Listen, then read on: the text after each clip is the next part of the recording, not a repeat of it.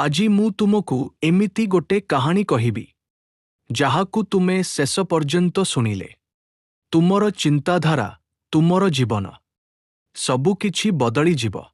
ଏହା କେବଳ କାହାଣୀ ନୁହେଁ, ଏହା ହେଉଛି ସତ୍ୟ। ଏବଂ ଏହି ସତ୍ୟକୁ ଜାଣିଥିଲେ ଚାଣକ୍ୟ।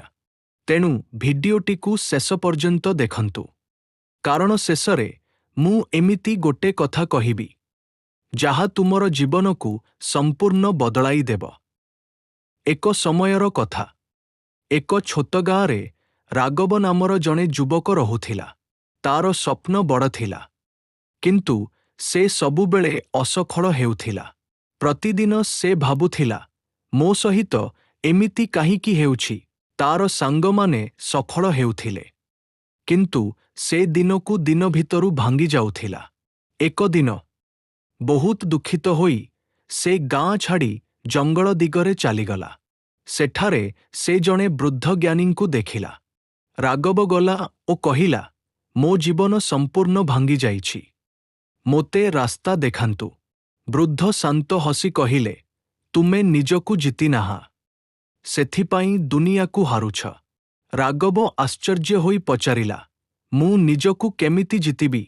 ବୃଦ୍ଧ ତାକୁ ଗୋଟେ ଛୋଟ ଦୀପ ଦେଲେ ଓ କହିଲେ, ଏହି ଦୀପଟିକୁ ଧରି ଅନ୍ଧାର ଜଙ୍ଗଲ ମଧ୍ୟରେ ଯାଅ। ରାଘବ ଭୟଭୀତ ହେଲା, କିନ୍ତୁ ସେ ଯାଇଲା। ଯେତେବେଳେ ସେ ଅନ୍ଧାର ମଧ୍ୟରେ ଚାଲୁଥିଲା, ସେ ବୁଝିଲା ଛୋଟ ଆଲୋକ ମଧ୍ୟ ରାସ୍ତା ଦେଖାଏ। ସେ ଫେରି ଆସିଲା। ବୃଦ୍ଧ କହିଲେ, ତୁମେ ବୁଝିଲୁ କି? ରାଘବ ଶାନ୍ତ ଭାବରେ କହିଲା, ହଁ, ଛୋଟ ଆଲୋକ ମଧ୍ୟ ଅନ୍ଧାରକୁ ହଟାଇପାରେ। ବୃଦ୍ଧ ହସି କହିଲେ, ସେହି ଆଲୋକ ହେଉଛି ତୁମର ମନ। ଯଦି ତୁମର ମନ ଶକ୍ତିଶାଳୀ, ତେବେ ତୁମେ କୌଣସି ଅନ୍ଧାରକୁ ଜିତିପାରିବ। ସେ ଆଉ କହିଲେ, ତୁମେ ସବୁବେଳେ ଅନ୍ୟମାନଙ୍କୁ ଦୋଷ ଦେଉଛ, କିନ୍ତୁ ସତ୍ୟ ହେଉଛି ତୁମେ ନିଜେ ନିଜର ଶତ୍ରୁ। ରାଘବ ଚୁପ୍ ହେଇଗଲା। ସେ ପ୍ରଥମ ଥର ପାଇଁ ନିଜ ଭୁଲକୁ ବୁଝିଲା। ସେହି ଦିନରୁ ସେ ନିଜକୁ ବଦଳାଇବା ଆରମ୍ଭ କଲା। ସକାଳେ ଶୀଘ୍ର ଉଠୁଥିଲା, କଠିନ ପରିଶ୍ରମ କରୁଥିଲା, ଖରାପ ସାଙ୍ଗକୁ ଛାଡ଼ିଦେଲା, କମ୍ କହୁଥିଲା, ଅଧିକ କାମ କରୁଥିଲା। ଦିନ ବିତିଗଲା, ମାସ ବିତିଗଲା। ଧୀରେ ଧୀରେ ସେ ପରିବର୍ତ୍ତନ ହେବା ଆରମ୍ଭ କଲା।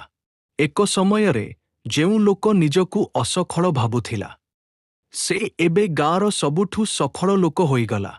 ଲୋକମାନେ ତାଙ୍କୁ ପଚାରିଲେ, ତୁମର ସଫଳତାର ରହସ୍ୟ କ'ଣ? ରାଘବ ହସି କହିଲା, ମୁଁ ମୋ ଶତ୍ରୁକୁ ହରାଇ ଦେଇଛି।